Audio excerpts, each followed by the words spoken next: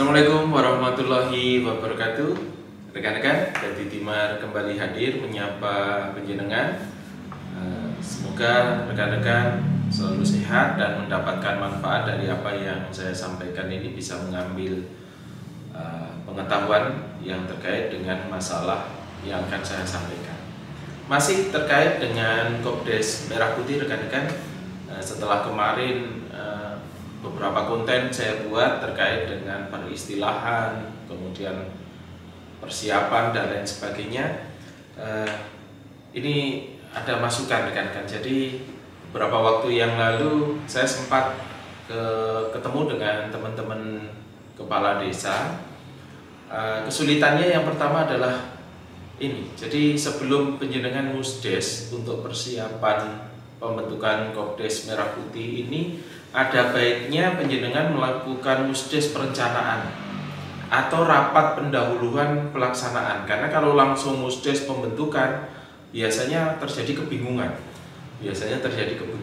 Nanti untuk teknisnya pembentukan ini tentunya dari dinas terkait akan menyampaikan, dalam hal ini dinas koperasi. Tetapi saya izinkan saya memberikan masukan.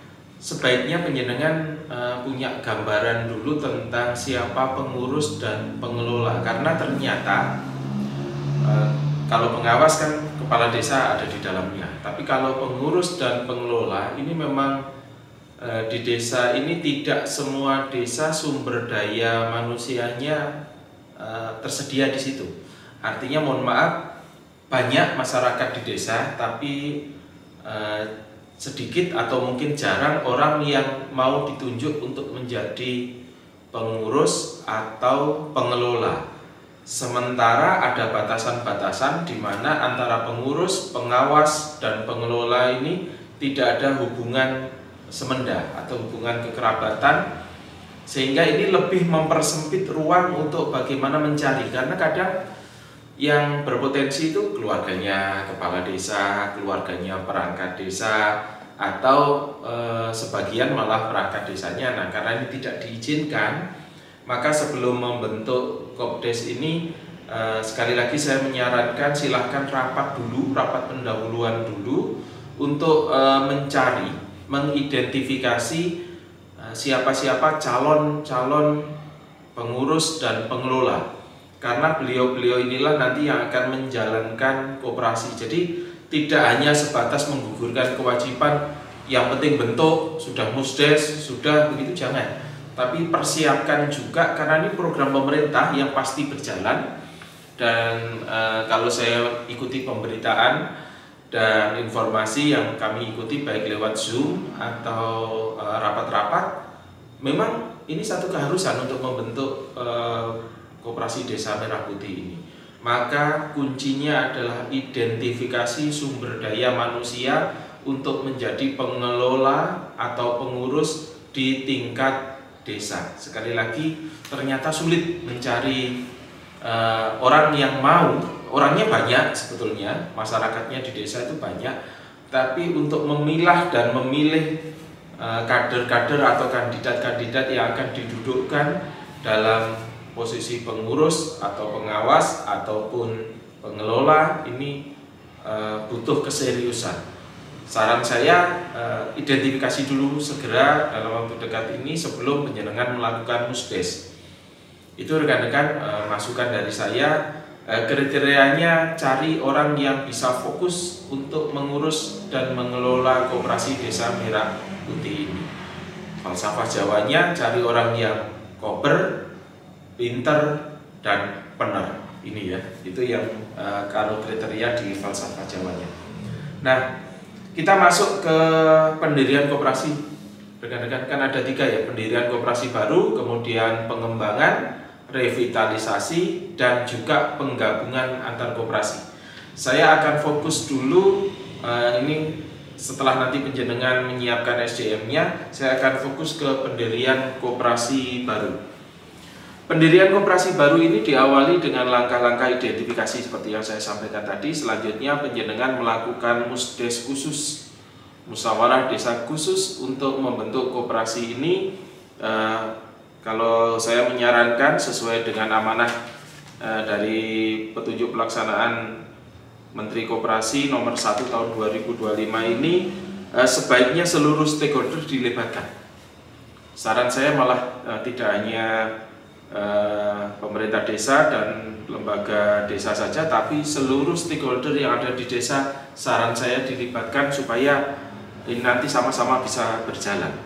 Nah, dalam musyawarah itu nanti ketika sudah melakukan musdes, rekan-rekan, dalam pelaksanaan musyawarah desa khusus ini nanti apa saja yang dibahas? Yang pertama terkait dengan masalah usaha, kemudian model bisnisnya, mitigasi resiko, prioritas bisnisnya itu apa, atau kebutuhan modalnya dari mana, ini dibahas dulu ya, sehingga nanti koperasi ini bisa berjalan. Saya ulang, kalau terlalu cepat. Yang pertama adalah membahas tentang usahanya, kemudian model bisnisnya, mitigasi resiko, kemudian kayak analisa usahanya gitulah, analisa usahanya serta kebutuhan modal dari usaha yang akan diselenggarakan oleh koperasi. Ini terkait dengan penyelenggaraan ini tentunya kita harus ikuti panduan-panduannya. Nanti mungkin secara teknisnya pada saat pembentukannya penjenengan atau tiap-tiap kecamatan bisa koordinasi dengan dinas teknis yang mengampu koperasi.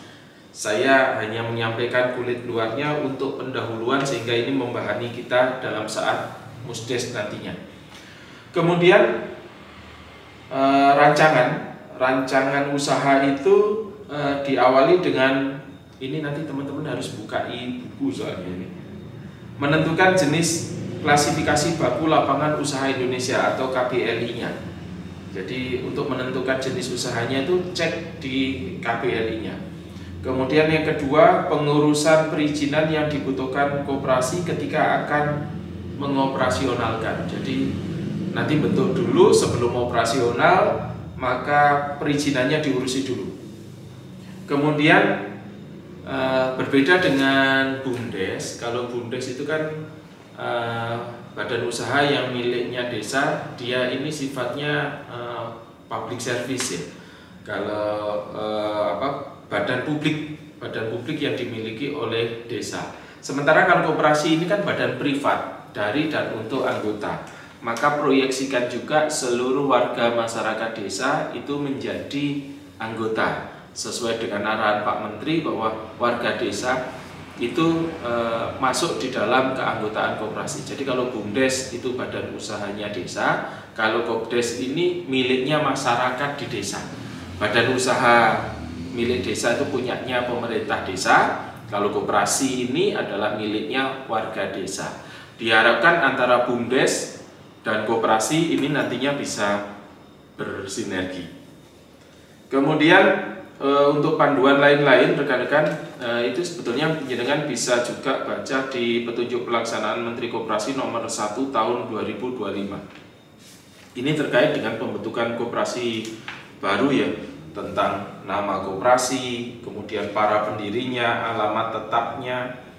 Nah, ini terkait dengan alamat tetap atau tempat kedudukan koperasi ini juga butuh pembahasan serius karena ini menyangkut dengan asetnya pemerintah desa yang akan digunakan untuk lokasi pendirian koperasi. Di konten sebelumnya sudah pernah saya bahas, minimal ada 6 gerai dengan luasan ya kurang lebih sekitar 400 meter persegi lah. Ini butuh pembahasan khusus. Jadi karena ini pendirian koperasi baru, maka segala sesuatunya harus dipersiapkan dulu. Kemudian saya ulang untuk musdes khusus tadi, menentukan jenis KBLI, kemudian pengurusan perizinan, merumuskan partisipasi. Nah, yang berikutnya adalah untuk pembentukan koperasi baru, model pendirian koperasi baru ini pokok-pokok materi yang dibahas apa saja? Ya, pokok-pokok materi yang dibahas apa saja? Nah, saya sampaikan agak pelan. Yang pertama adalah nama koperasi. Yang kedua nama pendirinya, kemudian alamat tetap atau tempat kedudukan koperasi, jangka waktu berdiri, maksud dan tujuan, keanggotaan koperasi, perangkat organisasi koperasi, ini yang agak penting nanti, modal koperasi, besarnya jumlah setoran simpanan pokok dan simpanan wajib, itu juga harus dibahas di dalam Musdes. Kemudian yang berikutnya adalah bidang dan kegiatan usaha koperasi. Saya berharap bidang dan kegiatan usaha koperasi ini tidak tumpang tindih dengan bidang usahanya BUMDes. Ya, syukur bisa saling melapis antara BUMDes dengan koperasi karena sama-sama dua entitas yang nantinya bekerja sama untuk bagaimana meningkatkan kesejahteraan masyarakat yang ada di desa. Kemudian yang berikutnya adalah mekanisme rapat anggota, pembagian SHU, dan perubahan anggaran dasar. Itu yang harus dibahas. Kemudian yang berikutnya adalah ketentuan mengenai pembubaran atau penyelesaian serta hapusnya status badan hukum. Ini mudah-mudahan tidak terjadi. Yang berikutnya sanksi. Sanksi-sanksi yang terkait dengan masalah perkoperasian. Nah, karena yang dibahas banyak, ya teman-teman ya, mulai dari nama koperasi sampai dengan perubahan anggaran dasar, maka ini butuh sekali lagi rapat pendahuluan. Jadi saran saya jangan langsung Musdes, tapi persiapkan dulu lewat rapat pendahuluan. Kalau perlu rapat pendahuluannya itu berkali-kali sampai matang, sehingga pada saat Musdes penjenengan sudah tinggal jalan. Nanti jangan lupa kalau sudah Musdes disiapkan notulen rapat ya. Jadi nanti untuk pemerintah desa mungkin Bapak Ibu Sekdes bisa membantu dulu untuk notulen rapat atau berita acara rapat Musdes khusus ini. Karena rapat itu akan menjadi konsep awal untuk pendirian koperasi ke depannya. Kemudian yang berikutnya nanti setelah penjenengan teknisnya mendapatkan dari Dinkop, nanti juga persiapan untuk kira-kira siapa atau di mana notaris pembuat akta koperasi yang akan penjenengan tunjuk nantinya. Ini butuh satu pembahasan yang cukup panjang teman-teman ya. Untuk persiapan ini notaris pembuat akta koperasi ini tentunya ada aturan main yang berlaku. Jadi nanti teknisnya tentu dari teman-teman yang bertugas di Dinas Koperasi akan membantu. Itu terkait dengan pendirian koperasi baru. Sekali lagi ternyata tidak mudah mencari orang untuk mengurus itu, maka butuh ketelitian, butuh kesabaran, dan butuh ketekunan. Siapkan dulu SDM-nya, kemudian lakukan rapat-rapat perencanaan sebelum menuju ke Musdes khusus, atau istilah kita lebih sering mengatakan dengan pra-musdesus gitu ya, pra-musdes khusus. Itu rekan-rekan, silakan nanti penjenengan komentar di kolom komen kalau ada pertanyaan-pertanyaan, dan kalau saya sebetulnya berharap nanti pertanyaan-pertanyaan penjenengan ini akan saya teruskan ke Dinas Teknis yang nangani tentang koperasi. Itu saja dulu pendahuluan terkait dengan pendirian koperasi baru. Siapkan SDM-nya ya. Jangan lupa siapkan kira-kira siapa saja yang ditunjuk untuk menjadi pengurus dan pengelola. Matur nuwun, sampai ketemu lagi dengan saya Niko Murianto di konten Dadi Timar selanjutnya. Assalamualaikum warahmatullahi wabarakatuh.